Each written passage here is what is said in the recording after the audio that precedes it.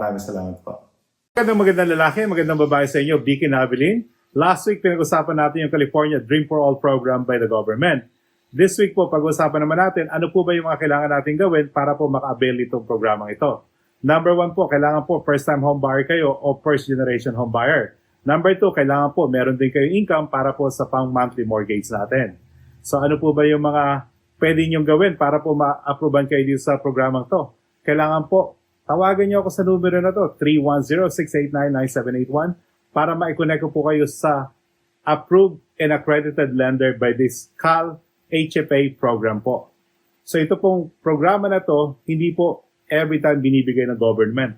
Ngayon po, meron silang budget na ilalabas ngayong April. So kaya po, kung nagbabala kayong bumili ng bahay po, ito na po yung tamang kakataon para po ma-pre-approvean kayo and then malagay po kayo sa lineup ng mga home buyers.